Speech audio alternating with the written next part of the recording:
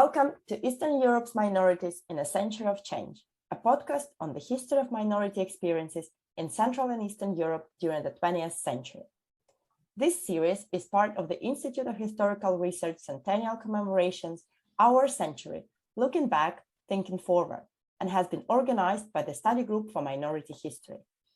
It was made possible through the help and support of the British Association of Slavonic and Eastern European Studies and the Stanley Burton Center for Holocaust and Genocide Studies at the University of Leicester. The study group is a forum devoted to researching minorities in the national and regional histories of Central, Eastern, and Southeast Europe and promoting closer scholarly collaborations. For more information, please visit our website at studygroupforminorityhistory.com. I'm Olena Palko, the co-convener of the study group. And today it is my great pleasure to welcome Raul Cârstocea from the University of Maynooth in Ireland and Petre Matei from Elie Wiesel National Institute for the Study of the Holocaust in Romania, who will be talking today about the Roma in Romania in the 20th century. Raul, Petre, welcome to the podcast. Thank you very much, Olena. Thank you for this introduction. And Petre, welcome to the podcast. It's a pleasure to have a friend on this episode. And we usually start by asking this question of all the people who take part in the series. Can you start by telling us a little about yourself and how you became interested in this particular aspect of history? Thank you, Raul. Thank you, Olena. So 6 years ago, I started working at the Elie Wiesel National Institute for the Study of the Holocaust. But my interest in Roma is definitely longer. So I think it happened more than 15 years ago. And it's a rather complicated story, but I think I should make it short. So I think it started with my brother back then living in Ireland, who adopted a child from a Roma family. And that child became my relative. And starting with that moment, I think, I saw everything differently, the fact that we are from a village close to Petre, where at the end of the 19th century, most inhabitants were Roma, for example, and a few decades later, nobody or just a few people, 5 or 10 people during the census in 1930 recognized that they were Roma. This was interesting. Then, I studied history, and as you know, you have to do some practice. In the first year, I went and did some work in some cemeteries, like 2,000 years old, with some old Germans from northern Moldova.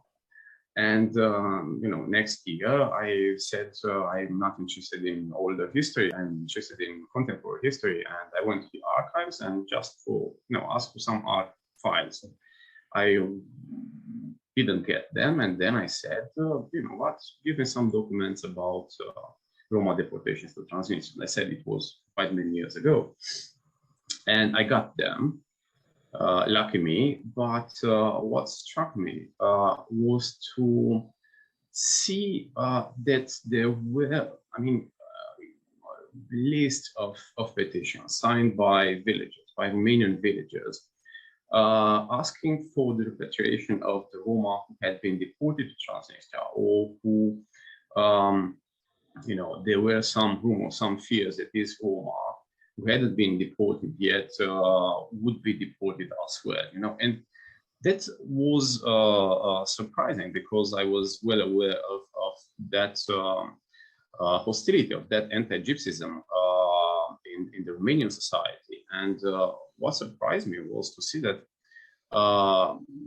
just a few decades ago, during the Second World War, when 25,000 Roma, were deported to Transnistria, there were so many people, asking for their repatriation, because, 15 years ago, okay, it was not politically correct, but Many, saw Antonescu as a savior and all this stuff against Roma, against gypsies, a new deportation could occur, and so on.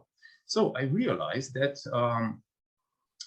things definitely changed, and I was interested in learning more about that. How members, belonging to a certain ethnic group, start to hate other people.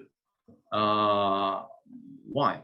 Under which conditions? What happens? Because I realized that Roma had become, in a few decades, hated a lot, the most hated ethnic group.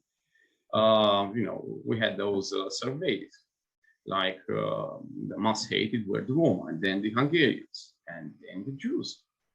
And it was, again, surprising, because I knew quite well that Roma and Jews had been deported to Transnistria.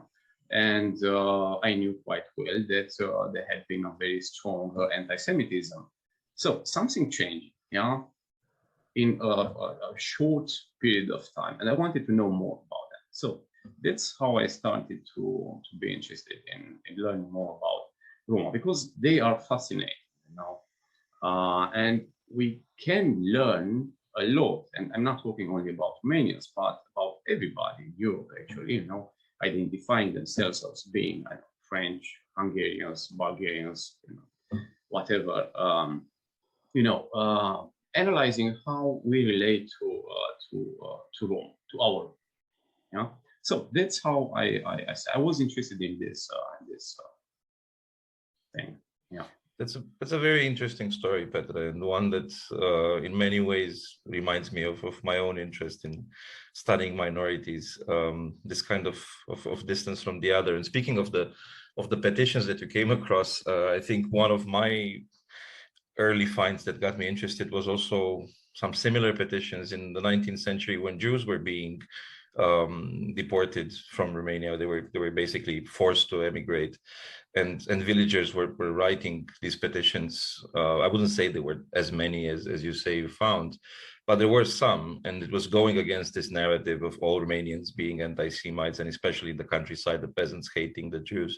And of course, many of them were prompted by very pragmatic considerations. What if the Jew was the only innkeeper in the village, and this was the village pub fundamentally? So people were wanting one of their own to stay and keep the pub open.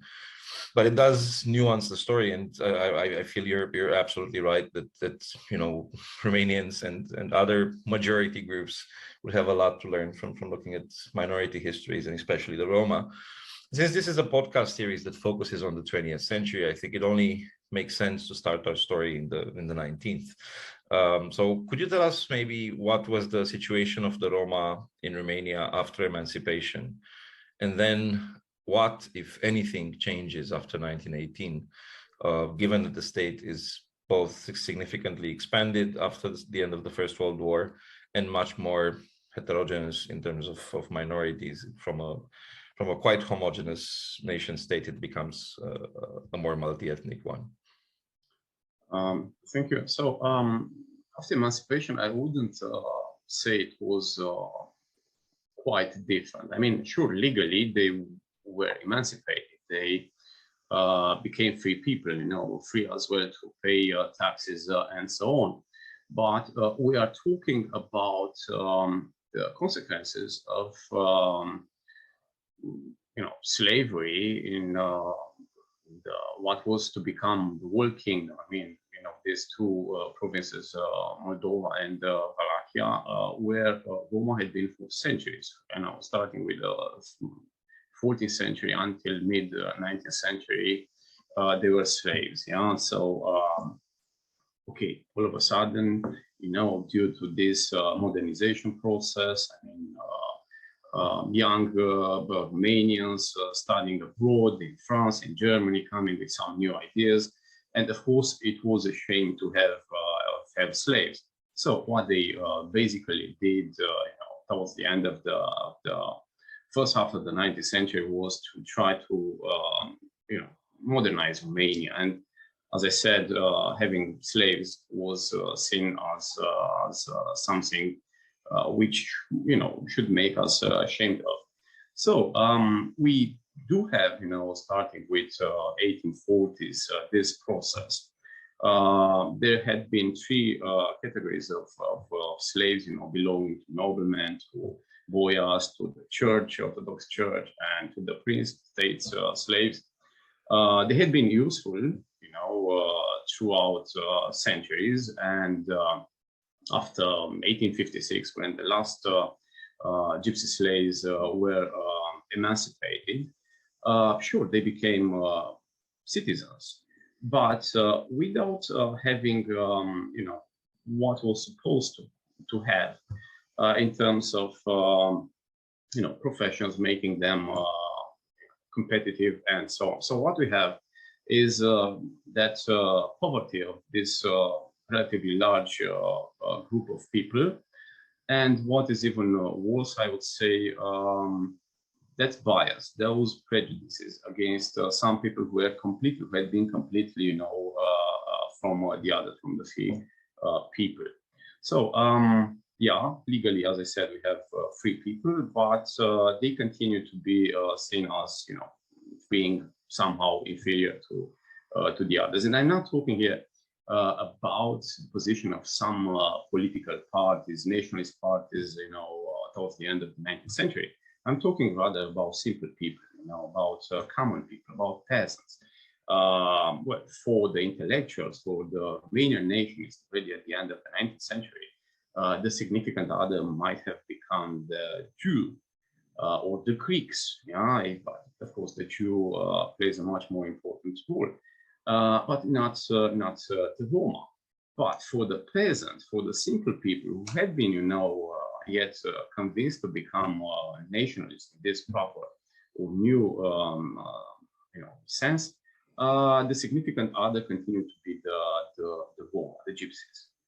So, okay, this is the 19th century. We still have these social differences with, associated with these prejudices and stereotypes.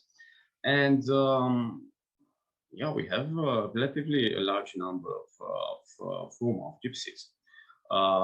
We are talking about maybe 200,000 people toward the end of the 19th century. And it's interesting because you still have some dictionaries, some, monographs on different places, villages, cities, and you have relatively accurate numbers of people and of Roma as well, and then, as I said, just a few decades later, when they were doing the census in 1930, you realize that these people just disappeared.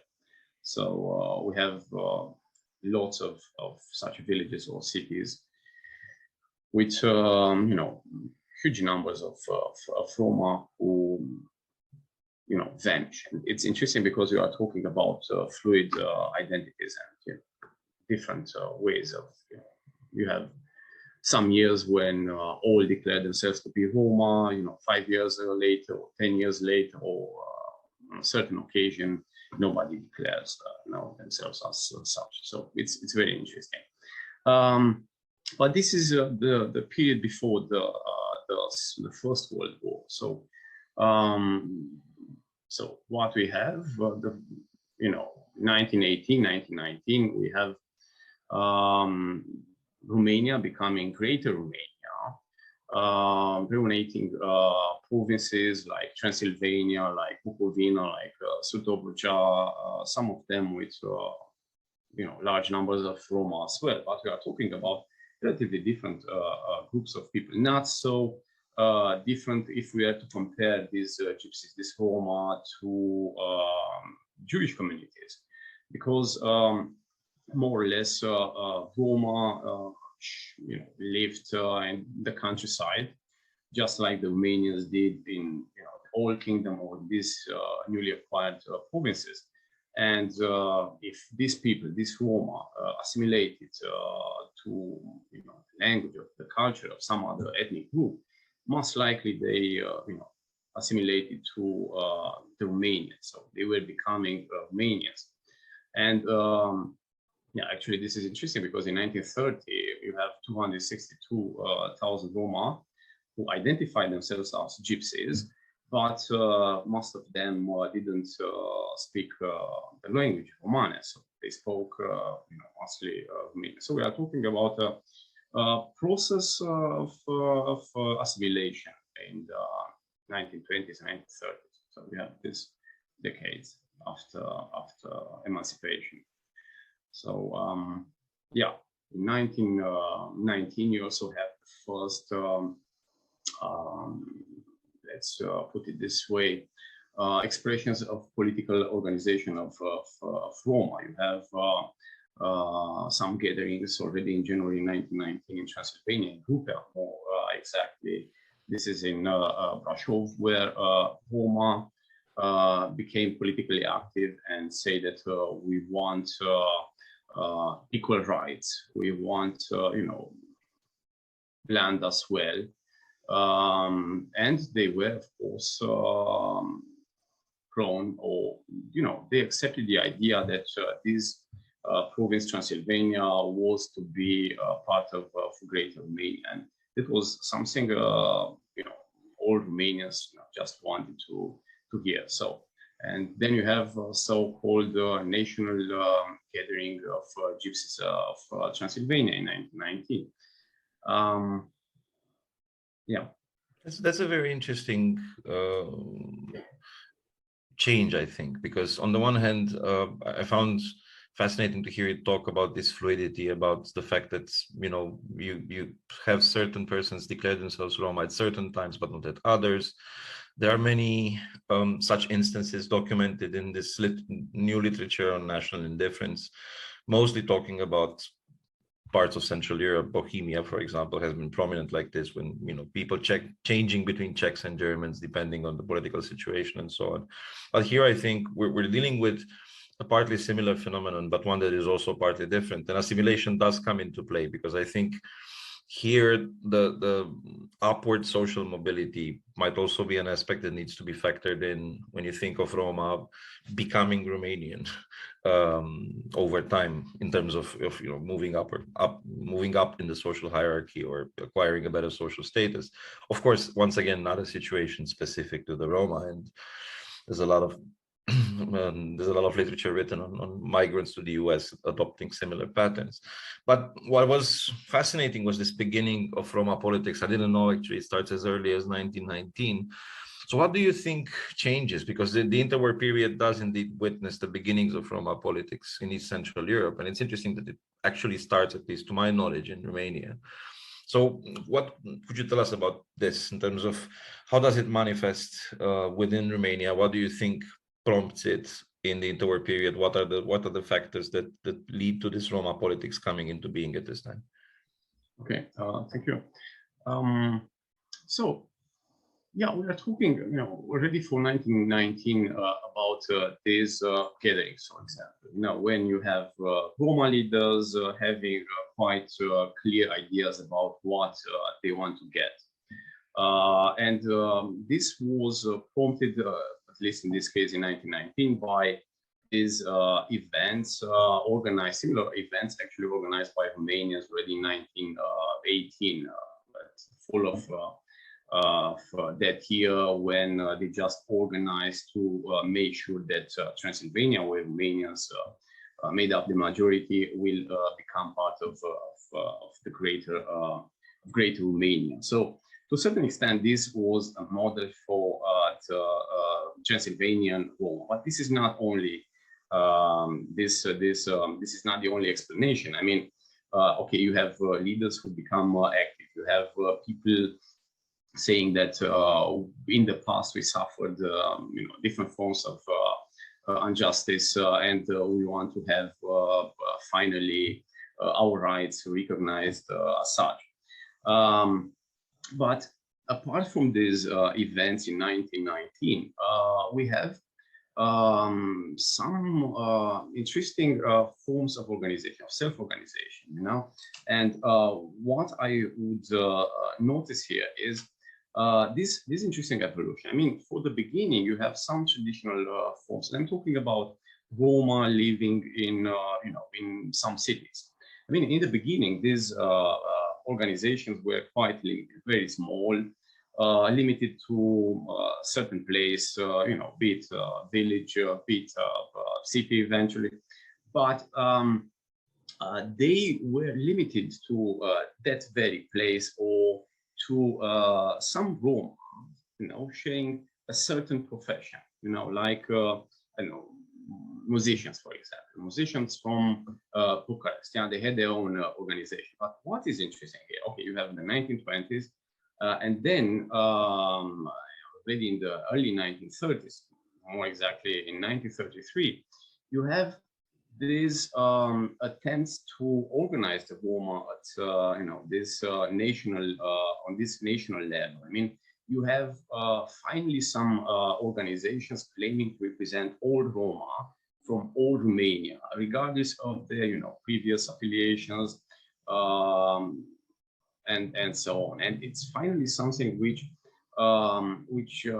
claims to represent all of them. We're talking finally about some ideas about neamul țiganesc, the neamul Roms, Roma nation, Roma people. And you have these, I repeat, in the 1930s, you have quite many Roma newspapers. You have the General Union of Roma in Romania, and so on. You have gatherings in different cities with thousands of participants. You have these people finally, because they realize that together they can be more convincing. You have these organizations who finally start to be seen differently by Romanian entities, be they political parties or the Romanian Orthodox Church, who finally realize that these people do exist and they could become, under certain conditions, useful. So I guess this organization was prompted. Okay, you have different reasons for that. You have, for example, some difficulties, economic difficulties, because these professions of Roma, they excelled at, already a long time ago, started to become obsolete. Yeah, I mean, they are finally competed by factory products which are cheaper and so on. So you have people who are getting more and more impoverished, and you have a solution. Or some people, some leaders, some groups say that we have these difficulties. We have to unite ourselves to try to get our rights. Identifying some relevant stakeholders among Romanians and trying to negotiate these rights with them. Then you have, apart from that, also a certain mobility upwards of the Roma as well. I mean, you have this after the First World War, this land reform, and maybe even more important, you have this reform, political reform. I mean, adults, males, men, Roma as well, got the right to vote. And it was a huge advantage, actually, because the political parties, otherwise totally uninterested in Roma, realized that they should, get votes also from these people. And there were some Roma, some politicians, if you want, who realized that need of the others, Roma votes, and not only for Roma votes, for Roma help, for Roma support, because we're not talking only about political parties, we're talking also about church. We are talking about Transylvania after the war becoming part of Great Romania, as I said, but we are talking about a province which Romanians, Romanian nationalists, felt that actually belonged to the others, the foreigners, the stronger ethnic groups like Jews in the cities, Hungarians, Germans, and so on. So to a certain extent, Romanians and Roma as well realized that there could rise some forms of mutual help, because to a larger extent, Roma, as I said, when assimilating to another culture and language, they were assimilating actually to the Romanians. Why? Because they were a rural population as well. So you don't really have so many Roma living in the Transylvanian cities, which back then were to a large extent Hungarian or Jewish and so on. So I think this is the situation which contributed, which helped as well, the creation of this Roma movement, encouraged that. So there were better opportunities, for these Roma to collaborate with, as I said, political parties, church, just simply Romanians who, competed against some other ethnic groups in these new regions like Transylvania, So the Roma leaders, became aware of these possibilities and learned to use them. That makes sense. And it also was interesting to hear how it comes from both sides, like, sort of like both the Romanians and the Roma realized they might need each other for various reasons. And it's also the social element comes back again, because this part about the certain traits that became obsolete and visibly so in the interwar period, leading to impoverishment, and that in turn prompting political organization, I think is a very important thing to make in this context and when talking about minorities more generally. Now, staying within interwar Romania, it was dominated by anti-Semitism, as we well know, which eventually became a mainstream discourse, and one could speak of such a thing as structural anti-Semitism. Do you think there was any comparable anti-Roma rhetoric? Because I think you can find arguments here saying both things, saying yes and saying no. And if there was any, if there wasn't any comparable anti-Roma rhetoric, how do you account for this? How do you explain its absence in interwar Romania, if indeed it is an absence? No, it wasn't. And well, at first sight, this might surprise because, as I said, we are talking about people, being deported to Transnistria during the Second World War, and we tend to simplify, to project onto the past, what happened during the war, and we tend to believe that if we had strong anti-Semitism back then, and if we have this strong anti-Gypsyism nowadays, and then during the war you have deportations which affected more or less similar these members of these two groups, then you tend to believe that anti-Semitism and anti-Gypsyism must have been similar back then as well. And I dare to say it's not the case. People don't start.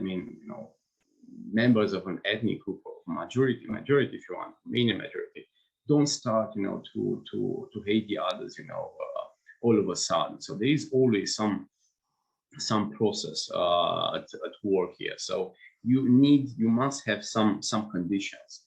So I don't think there was a similar Gypsy obsession in Inter-Romania as it was an anti-Semit, or in Inter-Romania already in the 19th century. So that Romanian nationalism in Inter-Romania, at least, was hostile against those ethnic groups which were seen as being stronger, economically, culturally, socially, which were better organized, and so on, which were seen as endangering the Romanian state, and so on. And we can distinguish here between different ethnic groups. You have so what does it matter actually? So we're talking about numbers. Okay, you have 72% Romanians living, according to the census in 1930, living in Romania, and have almost 30% minorities, people belonging to different minorities. But Roma were not among the first. They didn't rank. As it happens maybe nowadays with Hungarians, and immediately after the Roma. Back then, in 1930, you had, as I said, Romanians with 72%, Hungarians with almost 8%, then Germans 3%, Jews and so on, Russians, Bulgarians, Ukrainians, and so on. I mean, Roma were only on the 8th place in Romania in 1930. I mean, you don't really feel endangered by somebody who, represent just, according to the census, just 1.5%. You feel endangered by the others. And okay, you could feel endangered by Hungarians, for example. I mean, you have a strong minority numerically, and not only you have it, strong. So in the cities which are wanted by the Romanian nationalists in the 1930s. Germans as well, not to mention the Jews, who are, I would say, the opposite of the Roma in inter-Romania. I mean, in the case of Jews, we are talking about a relatively strong, numerically group who are very competitive, compared to the Romanians, economically, socially. I mean, living in the same cities, the Romanians wanted, and they had better opportunities. I mean, that feeling of the Romanians that they continue to remain inferior to the others, the Jews in that case, continued. I mean, they continue to be afraid that this inferiority will be in the future as well, because in the case of Roma, we are talking about, in the case of the Jews, we are talking about a very well-educated ethnic group and so on. It's another case, with Roma. I mean, most of them live just in the countryside. They were even poorer than the Romanians, even more rural than the Romanians.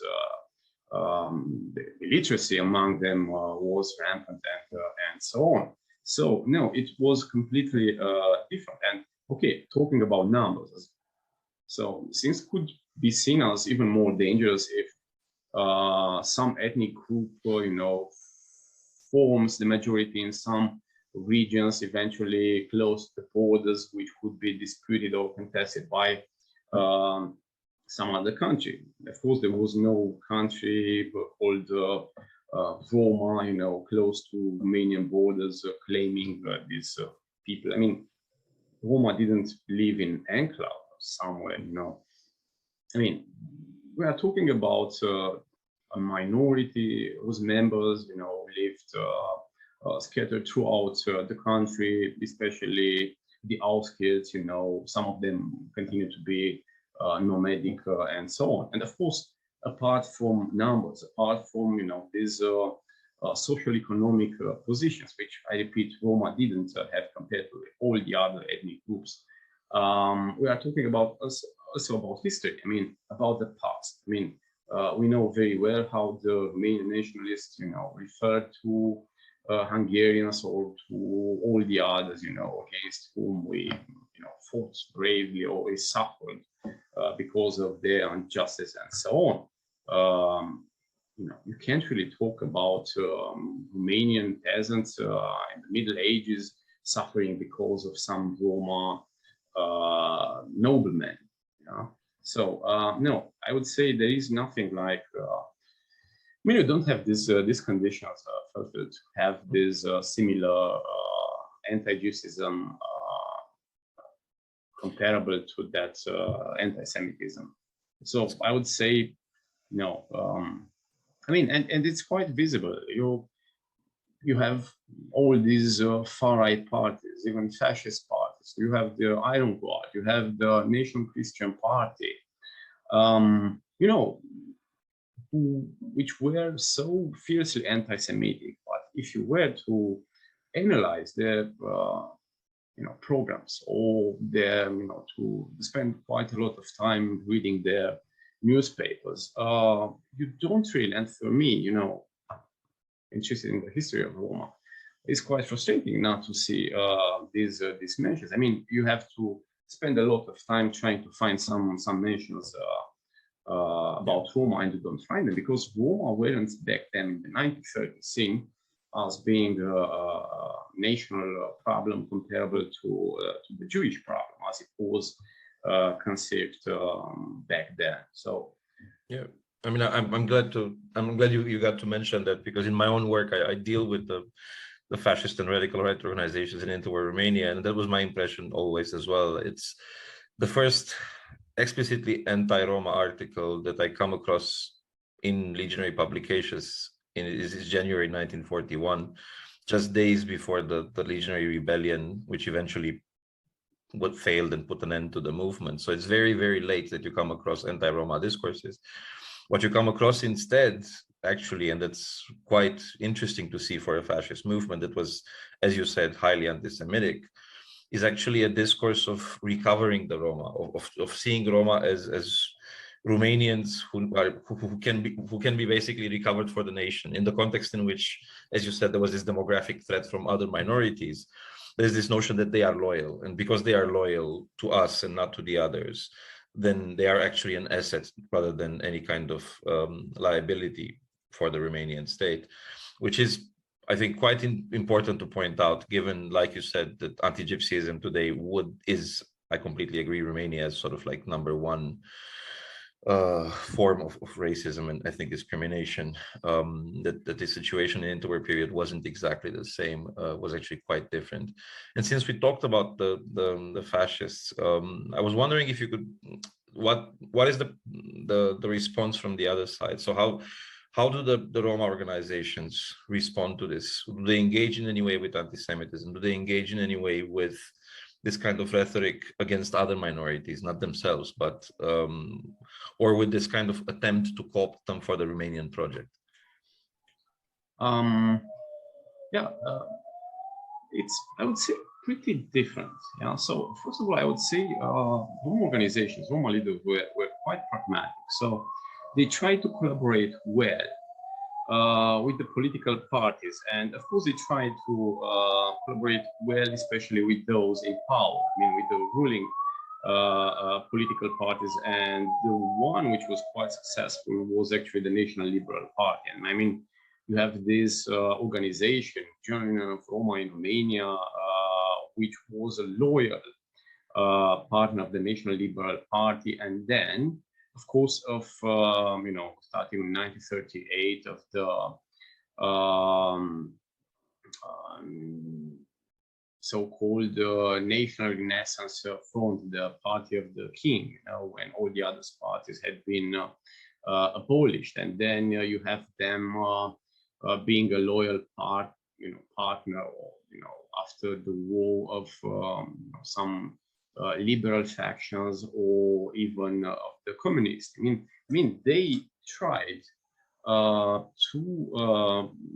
get some resources from those having the possibility to offer them something, But on the other hand, we also talk about some interesting events, or even agreements between Roma organizations, Roma leaders, and some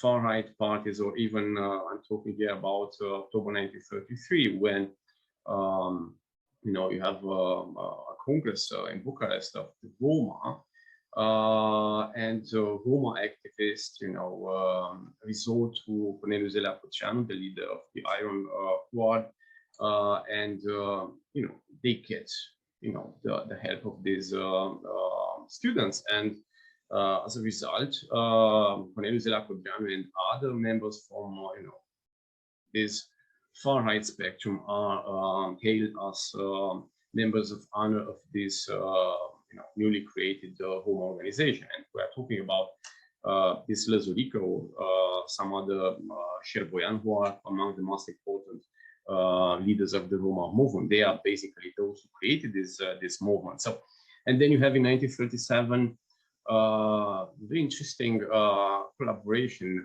between the National Christian Party of Goga and Huza,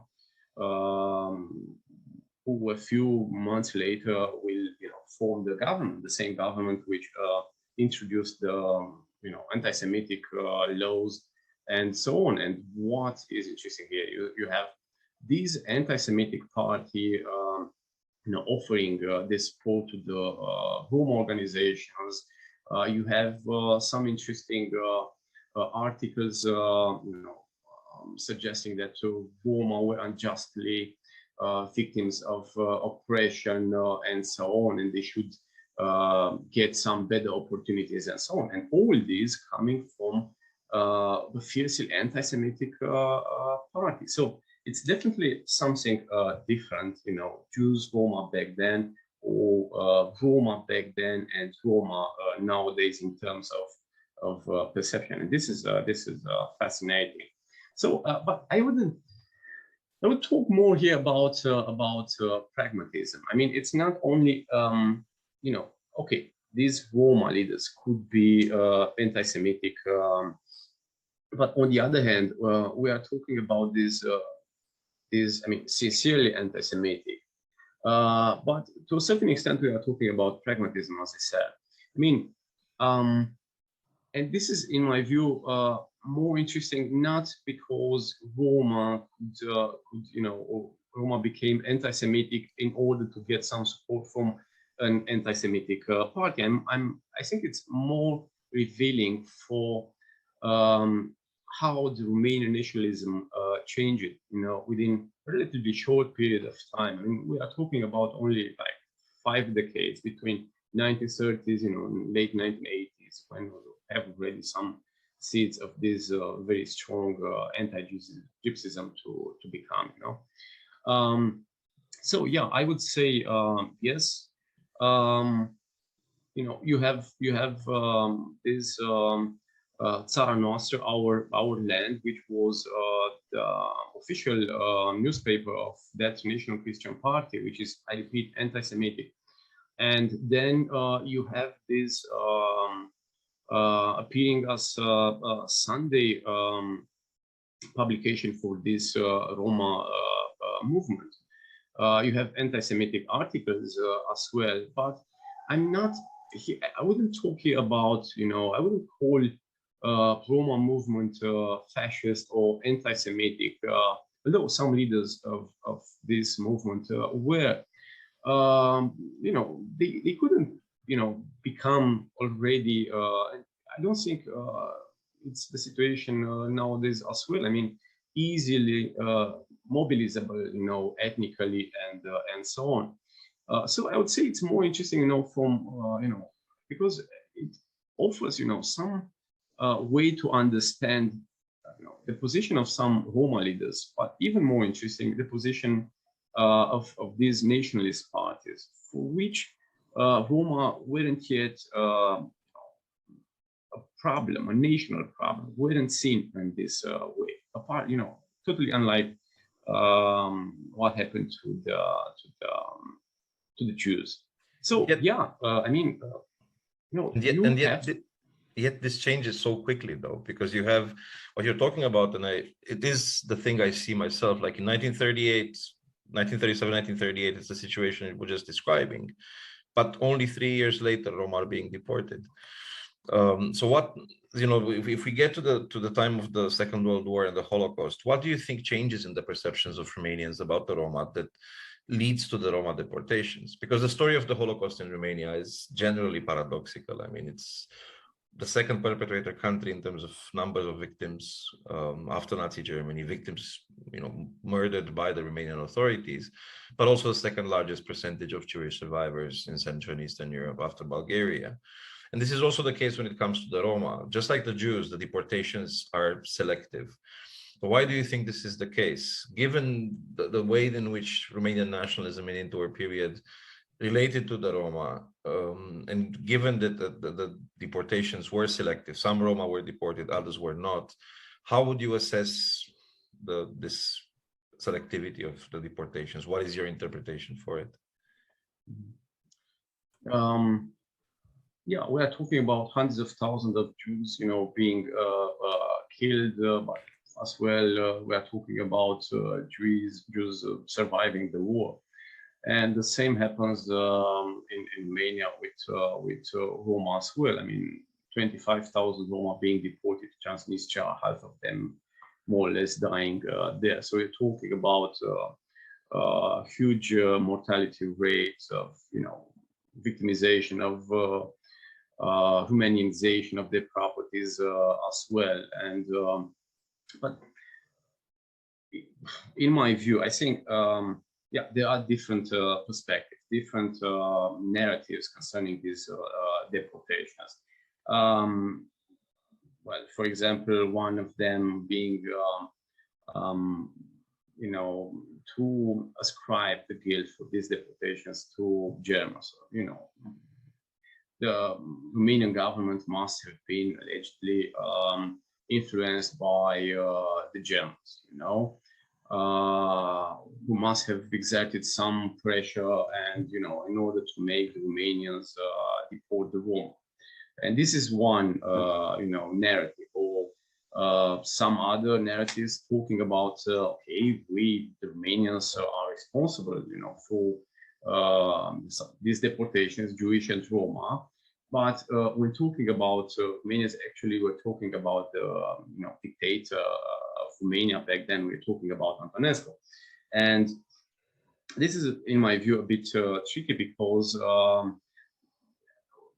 we're talking here as well about some form of externalization. I mean, we identify this time the guilty one among us, but it's only one. I mean, it doesn't have to do with some old local Romanian realities, quite deep. So you identify the guilty one, the leader, who could become, especially if the war is lost, quite unpopular. And once you get rid of that unpopular leader, the nation becomes pure, is getting its somehow, narratively redemption. And then, there are some other, narratives or attempts to understand these deportations as being provoked, caused by that anti-Gypsyism, which is supposed to be similar to that anti-Semitism, and I don't think it's the case. And then there is another explanation talking about the influence of the Romanian eugenicists on the state decision making, especially in the wars. And in my view, all this talk more or less, I mean, the focus is rather on what happens up there above, the government, Antonescu, who is supposed to have been influenced either by Germans or by these Romanian eugenicists who must have studied in Germany, or must have taken over some ideas from Germany and so on. But on the other hand, what happened in Romania during the war to the Roma is very different from place to place. I mean, you have cities like Pitești, deporting almost all Roma, and only, if you want, 50 kilometers away in the same district, you have another city, Curtea de Argeș, where only 3 Roma are, put, on this list, deportation list, and only 1%, one woman got deported to Transnistria. So in one case, you have 1,000 people being deported, and in the next city having more or less the same population or proportion of Roma within the total number of inhabitants. You have nobody, or just very few people. So in my view, I think it's the truth lies much deeper. I mean, it has to do with this complicated interplay between different actors. I mean, you can't ignore completely central authorities. If you want, you can't ignore eugenicists either. But leaving this aside, what accounts for what really happened, and with all these differences, are these very complex and interesting, social realities, local evolutions, and so on. And the problem, and this is the challenge, if you want, it's in my view much easier to resort to some narratives borrowed from abroad, from talking about German influence, eugenicist, and so on, and on the other hand ignoring what happens on the ground. In my view, I think it has more to do with this deportation. I mean, definitely we are talking about radicalization, but it's not yet radicalization one could easily identify among these nationalist parties, or even fascist parties. I mean, they start to be interested in Roma, as I said, only quite late, in Cuvântul, for example, only in October, November, or January 1941. So no, it's not that that visible. This radicalization doesn't influence yet Romanian nationalists. But on the other hand, you have deeper this radicalization, and I won't talk that much about political parties here, but rather about law enforcement agencies, dealing with what they perceive to be a growing problem of Roma. And we are talking as well about urban, cities development, and some new ideas about how cities should look like. And we're talking as well about an interesting phenomenon of Roma who had been useful, with their services, with their products, with their crafts they had learned from generation, for centuries, to the extent that the name they had actually originated in their profession. So they were useful for a huge amount of time, and they continue to be useful also in the 1920s, if you want. But we are talking about this social economic evolution. I mean, these people with the useful crafts start to be competed by factories products, and if you want, the musicians, and there are complaints of this Roma activists in Romania that they are competed, if you want, by radio. I mean, it's definitely easier for pub owner to have some radio or to have some gramophones and some music than to hire some gypsy professional musicians. So what happens is this growing poverty among these people. And what is also interesting, you have a process of which is quite, I would say, a very visible process of sedentarization of former, nomads. I mean, we have for the 1920s some estimates of some high-ranking gendarmerie officers, who complained, 1925, for example, that they deal with a huge number of nomads, all these ideas about criminality and so on. And more precisely, they are talking about 60,000 nomads. And 15 or 17 years later, when these nomads were deported to Transnistria, their number was definitely low. We are talking only about 10 or 11,000 nomads. So what happened to the others? They became more or less sedentary or half itinerant Roma, but this creates some tensions among, which are rather visible locally, not that much, they don't make it to the central government or to the political nationalist parties, so it's not yet a political or nationalist problem seen as such, but rather still a social problem, but not only social. It's more complicated. You have this sedentarization because of former nomads, but these nomads, despite the utility economically, were quite suspected by law enforcement agencies, by gendarmerie, and they started to be suspected by villagers as well, because these people, they settle down, and they have to settle down somewhere, among others. And what is apparently seen as a solution, and it was a solution, for nomadism. What is the solution? Sedentarization.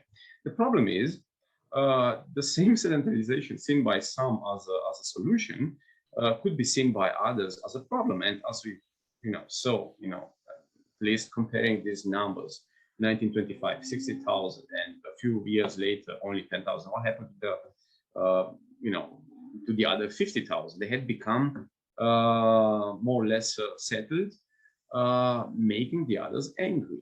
Not everybody, but we can see that process, and this is interesting because it's not only about local, gendarmes or law enforcement agencies, but it's becoming also a growing problem and seen as such by the locals, villagers, or even people in the cities, the outskirts, And then you have, when talking about this process of sedentarization, and doesn't necessarily have to do with the nomads, but we are talking about concentration. I mean, of people, living for generations. Roma, and not only Roma, the outskirts, the peripheries, and these peripheries, the more the cities, develop, tend to be incorporated in what is, now seen as the good part of the city, or the part which has to be domesticated, which has to be tamed, which has to be to become emblematic for the city, and not only for the city, but what is the city? The city is supposed to be some form of mirror of the Romanian achievements. And the problem is you have these ideas that's growing frustration that the city, or actually isn't the mirror we wanted. It's a problem. The city as a proper image, of ourselves as Romanians, and this is an idea which starts to become already more common in the 1930s. The city is, more or less affected by this gypsy presence, which I repeat, actually, that gypsy, that Roma presence at the outskirts, he remained at the outskirts, he didn't move. What did move was the center. And what did change, was this, I would say, rather new perception that we have to, what is now, if you want, some poverty pocket at the outskirts and so on, or along some railways or some streets, has to become, a proper image of, us. And this image suffers because of the presence of the gypsies. And you have more radical, more aggressive stances regarding Roma. And I would say that these differences, in regard to what happened to the Roma. I mean, why a city deports, or certain, village or entity, administrative entity, is deporting so many people while the others do nothing like that. Why, for example, in Călăraș, which is definitely a larger city, in Ialomița, where only 8, Roma deported, and in Țăndărei, which was a smaller, village-like, deported hundreds of people, And we are talking about different perceptions, about different, arguments actually invoked by different actors. So, in my view, it would be a mistake, to take some ideas expressed by some people and project them onto, what happened to the Roma during the war, because these differences are, as I said, huge and significant and relevant, I would say. So I think at work there are some other causes than only eugenicist, only nationalist, obsession regarding Roma. So what we're talking about, I think it's and in my view, this is what is frightening actually, because we are talking rather not about something which happened, in the late 30s, or even worse, only in 1940 to 1944, when Antonescu decides, to have Roma or certain Roma deported to Transnistria. We are talking about a longer process of criminalization of an ethnic group, and this is not something which happened and all of a sudden disappeared with Antonescu being executed, or some very visible eugenicist being arrested or not having that influential positions after the war. So I would say it's an interesting process which has to do with deeper local social realities, and I wouldn't refrain this either from I wouldn't call it only social. I would say it's more complex. You have this ethnicization, if you want, of crime, or criminalization of an ethnic group, and this is what happens today as well. And these relocations, because such ideas to relocate the people, the Roma, from what was seen as center places of the city. As I said, they were mostly rather peripheral. Well, this is what continues to happen nowadays as well. So we are talking for the 1930s and 1940s about an interesting radicalization process, and I think we can't really exclude not even the German influence, but it's not necessarily provoked by some scholars or eugenicists coming with, as they had done a century earlier, going to Paris and coming with ideas to emancipate the Roma, and then a century later with ideas to deport them, to get rid of them, deporting them, or to have them sterilized and so on. There were such ideas as well, of course, but the idea is, did the authorities, did Antonescu invoke such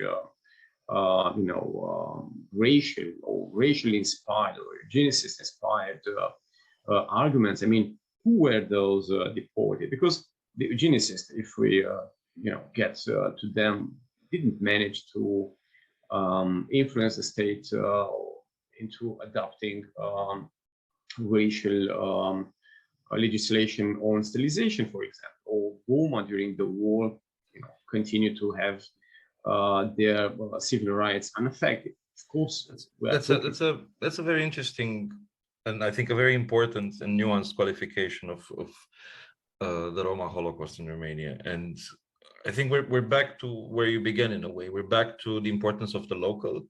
We're back to the importance of the social dimension, and you're basically arguing that this was not so much an ideologized process driven by intellectual elites, but much more of a grassroots phenomenon. But at the same time, this is scary because you can clearly see the links with what's going on today. Like you were talking about, this criminalization of the Roma at the interface between their social status and poverty, which is a fundamental structural reality of most Roma communities, and the certain ethnicization of both poverty and crime. But we are out of time. We are at the end of we reached the end of the episode, and just keeping it very, very short, I was wondering if we can bring the story to the present, because we know this is such a problem in present day Romania and present day Eastern Europe more generally. So if just in a few minutes, if you could maybe mention what would you what aspect of education on Roma history, or what parts of Roma history, or what specific methodologies you think would be useful to render this more impactful? What can we do? What is to be done? We can finish with that question, and also for people who are more interested to learn about this topic, about this fascinating topic that you've been talking about, where can they go for more resources, or to find more to find publications or other resources about this? Yeah, I think there is some improvement in Romania, at least, where we have surveys conducted in the last years. So basically, more and more people, when they are asked about the meaning of the Holocaust to them, they started to become aware of the fact that Roma were victims as well. So, yeah, in the beginning, only few associated to the Holocaust with the Roma. So what happened in the last years is that the number increased. But yeah, sure, there aren't maybe enough, so there is definitely some more place for improvement. And we are talking about Roman slavery, genocide, deportations, but I also believe that we should talk about the Roma movement as well. So in inter-war Romania, for example, and this, in my view, should get some more attention. And it's not only a Romanian episode, because what happened in inter-war Romania was part of a larger process in Europe, in Eastern Europe especially, where actually most Roma lived and continue to live. So in countries like Romania, Hungary, Bulgaria, Slovakia, Yugoslavia, and so on. So this was the area, Eastern Europe, where Roma organized themselves, established organizations. They became politically active, and I think this has a potential that remains to be discovered and made use of.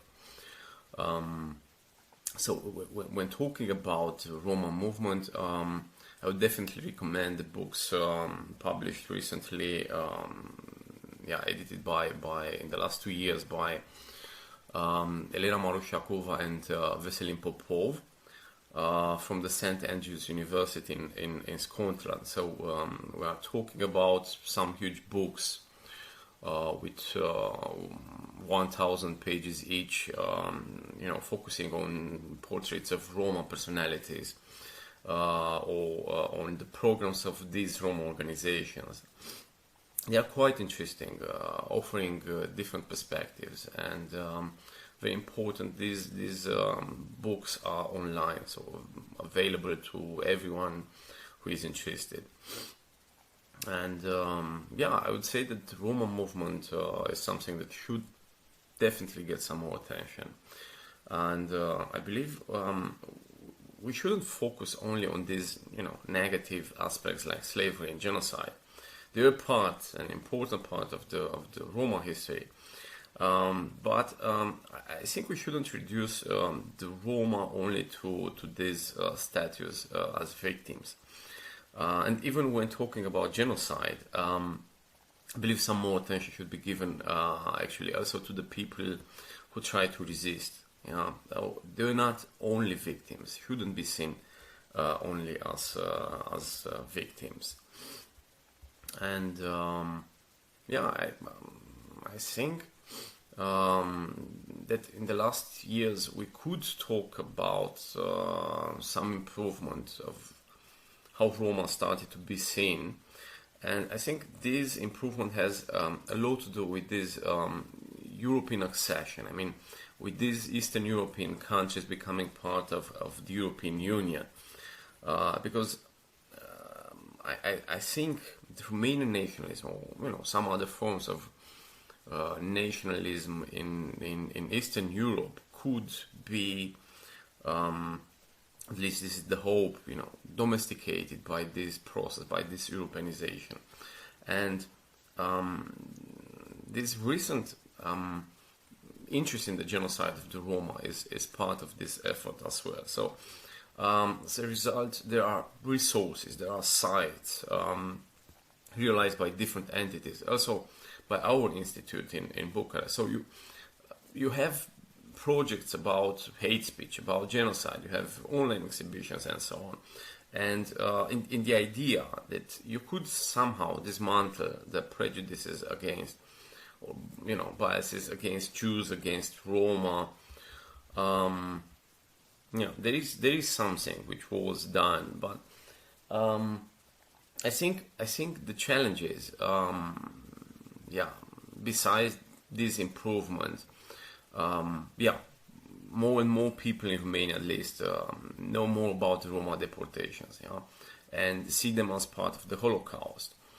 But the question is, what does it mean at the end of the day? Okay, some more people know that Roma were deported some decades ago. So what? I mean, what's the result for real people nowadays? Does it create sympathy for the Roma nowadays?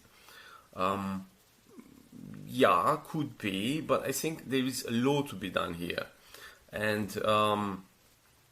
we should exploit actually these differences between Jews and Roma, because most Jews who were deported to Transnistria during the war were actually deported from provinces like Bessarabia and Bukovina, northern Bukovina, which are not anymore part of Romania. But most Roma were not deported, actually, unlike Jews from some disputed areas like Bessarabia. No, Roma were deported from hundreds of towns and villages, which are still part of the Romanian geography, and should still be part of this Romanian conscious. So it's hard not to find places in Romania where there weren't some Roma deported to Transnistria. So I think the challenge is here to make it to the communities. I mean, to convince real people nowadays that those deportations and the Holocaust didn't happen somewhere else at the hands of some other people, Germans, in an effort to externalize guilt, as it happens quite a lot, or at the hands of the Romanians, a lot of time ago, of some Romanians who died a long time ago, so who are not seen as us anymore. So so talking about Roma deportations to Transnistria, what does it mean, Transnistria? I mean, it's something so far away from us in terms of geography or in terms of time. So because Transnistria is not anymore part of Romania, it was only for 2 years or 3 years during the war. So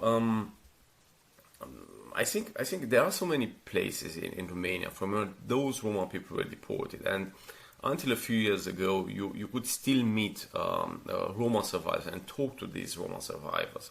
So all history interviews were conducted, and not having survivors anymore, and still you have some collections, and I believe these collections of oral history should be used because they could make a difference. I mean, we, for example, at the institute, we have some partnerships with high school teachers and with the students, and we're having some projects in these directions. For example, we have a project where teenagers learn about what happened to their neighbors during the war, and they are invited to come to come with some ideas.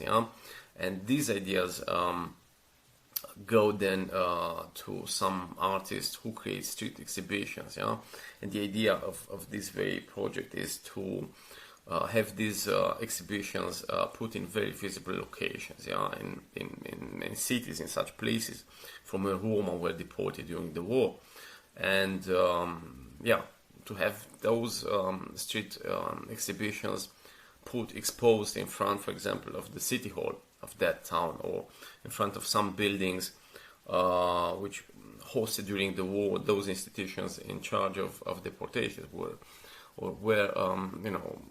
deportations of Roma were decided on locally, because the idea is the Holocaust didn't happen necessarily elsewhere, in time or geography. I think we can conclude on this partly optimistic note, and I think it was very.